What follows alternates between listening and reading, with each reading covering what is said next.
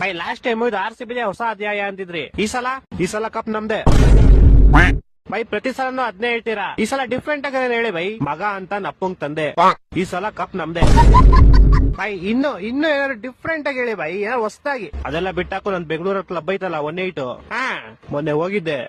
ಹೋಗ್ಬಿಟ್ಟು ಊಟ ಮಾಡ್ಕೊಂಡ್ ಬಂದೆ. ಈ ಸಲ ಕಪ್ ನಮ್ದೆ.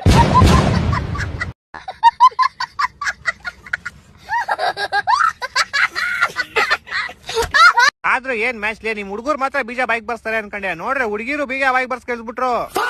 ಹಂಗೆ ನಾವೆಲ್ಲ ರಿಚಾ ಘೋಷ್ ಸ್ಮೃತಿ 1 by 1 ಹೋದಾಗ ನಿಮ್ದು ಹೊಗೆ ಅನ್ಕಂಡೆ. ಆದ್ರೂ ಹೆಂಗೆ ನಮ್ ರಾಧಾ ಯಾದವ್ ಫಿನಿಶ್ ಮಾಡಿದ್ದು. ರಾಧಾ ಯಾದವ್ ಕ್ಯಾಚ್ ಹಿಡಿದ್ಬಿಟ್ಟಿದ್ರೆ ನಿಮ್ದು ಹೊಗೆ ಅನ್ಕೋ. ಅಯ್ಯೋ ಅದೇನ್ ಕೇಳ್ತೀಯ, ಬಾಲ್ ಮೇಲೆ ಹೋದಾಗ ಬೀಜನು ಮೇಲೆ ಹೋಗ್ಬಿಡ್ತು.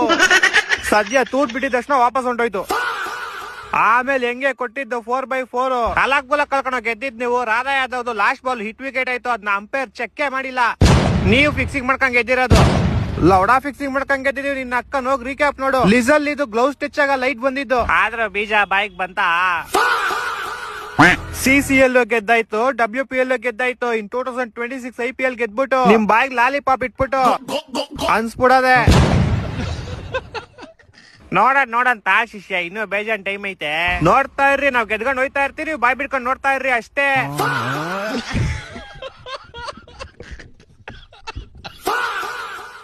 ಹಲೋ ಮಚ್ಚ, ಹೆಂಗಿದೀಯಾ? ಆರಾಮಾಗಿದ್ದೀನಿ ಮಚ್ಚ. ಇನ್ಮೇಲೆ ಆರಾಮಾಗಿರಲ್ಲ ಬಿಡು. IPL ಸ್ಟಾರ್ಟ್ ಆಯ್ತಲ್ಲ, ಈ ಸಲ ಕಪ್ ನಾವೇ ಹೊಡಿತೀವಿ. ಹೋದ್ ಸಲ ಸರಿಯಾಗಿ ಹಾಕಿ ಕಳ್ಸಿದ್ವಲ್ಲ, ಎಲ್ಲಿ ಗ್ರೌಂಡ್ ಅಲ್ಲಿ ಮಚ್ಚ. ಇದೆಲ್ಲ ಚೆನ್ನಾಗಿರಲ್ಲ ನೋಡು. ಮತ್ತೆ ಹೋದ್ ಸಲ ಚೆನ್ನಾಗಿತ್ತಲ್ಲ, ಅದೇ ಬೇರೆ ಇದೇ ಬೇರೆ. ಹೋದ್ ಸಲಕ್ಕಿಂತ ಜಾಸ್ತಿನ ಹೊಡೆದ್ ಕಳಿಸ್ತೀವಿ ಬಾ ಮಚ್ಚ.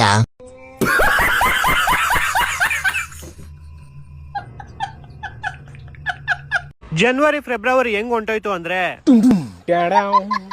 ಆದ್ರೆ ಮಾರ್ಚ್ ಹೋಲಿ ಆಯ್ತು, ಯುಗಾದಿ ಆಯ್ತು, ಹೋಲಿ ಗಲಾಟೆ ಆಯ್ತು, ಈದ್ ಆಯ್ತು, ಮಕ್ಳಿಗೆ ಎಕ್ಸಾಮ್ ಸ್ಟಾರ್ಟ್ ಆಯ್ತು, ದೊಡ್ಡವ್ರಿಗೆ ವರ್ಲ್ಡ್ ವಾರ್ ಸ್ಟಾರ್ಟ್ ಆಯ್ತು, ಸಿಲಿಂಡರ್ ಶಾರ್ಟೇಜ್ ಆಯ್ತು, ಪೆಟ್ರೋಲ್ ಶಾರ್ಟೇಜ್ ಆಯ್ತು, ಹೆವಿ ಚಳಿನೂ ಆಯ್ತು, ಹೆವಿ ಶೆಕೆನೂ ಆಯ್ತು, ಮಳೆನೂ ಬಂತು, ಮಳೆ ಜೊತೆಗೆ ಆನೆ ಕಲ್ಲು ಬಿತ್ತು. IPL ಸ್ಟಾರ್ಟ್ ಆಯ್ತು, T20 ವರ್ಲ್ಡ್ ಕಪ್ ಮುಗ್ದೋಯ್ತು. ಆದ್ರೆ ಈ ಮಾರ್ಚ್ ಇನ್ನೂ ಮುಗ್ದಿಲ್ಲ, ಇನ್ನು 8 ದಿವಸ ಐತೆ. ಕಬ್ನಾಲು 10 ರೂಪಾಯಿ ಗ್ಲಾಸ್. ಇಲ್ಲಿ ಬರ್ರಿ, ಇಲ್ಲಿ ಗೋಳಿ ಮಕ್ಳ. ಯಮರಾಜ್ರೆ, ಇವನ್ ಮಕ ಯಾವ ತರ ಇಕ್ಕಣ? ಮಕ ಒಂದು ಕಳ್ಳ ಕದಿಮುನ್ ತರ ಇಕ್ಕು, ಆದ್ರೆ ಮನ್ಸು ತುಂಬಾ ಒಳ್ಳೇದಿಕ್ಕು. ಆಮೇಲೆ ಕೂದ್ಲು ಹೆಂಗಿಕ್ಲಿ ಯಮರಾಜ್ರೆ? ಕೂದ್ಲು ಹೆಂಗಿಕ್ಬೇಕಂದ್ರೆ ಇವನ್ಗೆ ಇಷ್ಟ ಆಗ್ಬಾರ್ದು. ಹಾಫ್ ಬಾಂಡ್ಲಿ ಇಕ್ಬಿಡು. ಹೊಟ್ಟೆ ಎಷ್ಟು ಉರ್ಸ್ತಾವ್ರು. ಇವಾಗಿಂದಾನೆ ಹಾಫ್ ಬಾಂಡ್ಲಿ ಅಲ್ಲಪ್ಪ, 25 ವರ್ಷ ಆದ್ಮೇಲೆ ಇಕ್ಕು. ಇವಾಗ ಚಪ್ರಿಗಳ ತರ ಕೂದ್ಲು ಕೊಡು ಇವನ್ಗೆ. ಸರಿ ಯಮರಾಜ್ರೆ. ಆಮೇಲೆ ಹುಡುಗಿನೆಲ್ಲ ಕೊಡಪ್ಪ. ಹುಡುಗಿ ಇಲ್ಲ ಅಂದ್ರೆ ಹೆಂಗಿರ್ತಾನ ಪಾಪ. ಯಮರಾಜ್ರೆ ಎಷ್ಟು ವರ್ಷಕ್ಕೆ ಕೊಡ್ಲಿ? ಒಂದ್ 35 ವರ್ಷ ಕೊಟ್ಬಿಡು, 2 ಮಕ್ಳ ಜೊತೆಗೆ. ಆಮೇಲೆ ಯಮರಾಜ್ರೆ, ಇವನ್ ಕಾಸಿನ ವಿಚಾರ ಎಲ್ಲ ಹೆಂಗಿಕ್ಲಿ?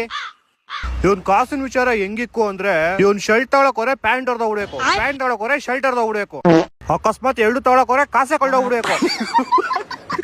ಯಮರಾಜ್ರೆ ಸ್ವಲ್ಪ ಕರುಣೆ ಇರ್ಲಿ. ಸ್ವಲ್ಪ ಕರುಣೆ ಇರ್ಲಿ. ಇದೆ ಪ್ರೀತಿ ಇದೆ, ಕರುಣೆ ಇಲ್ಲ. ಆಮೇಲೆ ಯಮರಾಜ್ರೆ, ಇವನ್ ಅದೃಷ್ಟ ಹೆಂಗಿಕ್ಲಿ?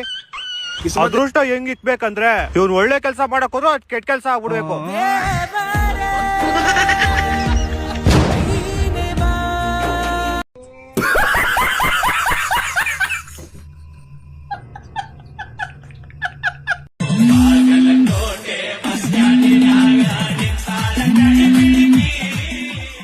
ಹಲೋ, ಹೇಳು ಮಗ, ಏನ್ ಮಾಡ್ತಾ ಇದೀಯಾ? ಶೇಕ್ಸ್ಪಿಯರ್ ಬರ್ದಿರೋ ಬುಕ್ ಓದ್ತಾ ಇದ್ದೆ. ಎಕ್ಸಾಮ್ ಇದ್ದಾಗ್ಲೇ ಏನು ಓದ್ಲಿಲ್ಲ, ಇವತ್ತು ಓದ್ತೀಯಾ? ನಿಜವಾಗ್ಲೂ ಓದ್ತಿದ್ಯಾ? ಅದು ಶೇಕ್ಸ್ಪಿಯರ್ದು ಬದಲಾವಣೆ ಜಗದ ನಿಯಮ. ಸರಿ, ಇನ್ನು ಅರ್ಧ ಗಂಟೆಯಲ್ಲಿ ಅಡ್ಡದ ಗುರೆ ಬಾ. ಸ್ವಾರಿ VK ಅವರೇ, ಬುಕ್ ಓದಿದ ತಕ್ಷಣ ಸ್ನಾನ ಮಾಡಿ ಶಿವನ್ ದೇವಸ್ಥಾನಕ್ಕೆ ಹೋಗ್ಬೇಕು. ಯಾವಾಗ್ಲೂ ಇಷ್ಟು ಒಳ್ಳೆ ಬುದ್ಧಿ ಕಲ್ತಿದ್ಯಾ? ನನಗೆ ಜ್ಞಾನೋದಯ ಆಯ್ತು. ಹೇಗಾಯ್ತು ಆ ಜ್ಞಾನೋದಯ? ಈ ಪ್ರೀತಿ, ಲವ್, ಈಸ್ಕ್, ಪ್ಯಾರ್, ಇದರದೆಲ್ಲ ಮೀನಿಂಗ್ ಒಂದೇ. ಮುಂದೆ ಹೇಳು. ಏಂಜಲ್ ಪ್ರಿಯಾ ಅಂತ ಇನ್ಸ್ಟಾಗ್ರಾಮ್ ಅಲ್ಲಿ ಪರಿಚಯ ಆದ್ಲು. ಅವರೇ ನಂಗೆ ಎಲ್ಲ ಹೇಳ್ಕೊಟ್ಟಿದ್ದು. ಫ್ರೆಂಡ್ಸ್ ಜೊತೆ ಪ್ರೀತಿಯಿಂದ ಮಾತಾಡ್ಬೇಕು, ಡೈಲಿ ಆರೋಗ್ಯಕರವಾದ ಊಟ ಮಾಡ್ಬೇಕು, ಅಪ್ಪ ಅಮ್ಮನ ಚೆನ್ನಾಗಿ ನೋಡ್ಕೋಬೇಕು, ಈ ಕುಡಿಯೋ ಅಭ್ಯಾಸ ಇರಬಾರ್ದು, ದೇವರ ಪೂಜೆ ಮಾಡ್ಬೇಕು ಅಂತ ಹೇಳಿದ್ಲು. ಹೌದು, ಅವಳು ನಿಂಗೆ ಯಾವತ್ತಾದ್ರೂ ಐ ಲವ್ ಯು ಅಂತ ಹೇಳಿದಾಳ? ಇಲ್ಲ VK ಅವರೇ, ಈಗ ಹೇಳ್ತಾಳ ನೋಡು. A few moments later.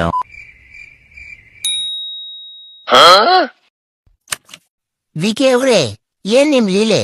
ಇದೇಗ್ ಸಾಧ್ಯ? ಯಾಕಂದ್ರೆ ಆ ಫೇಕ್ ಅಕೌಂಟ್ ನಂದೇ.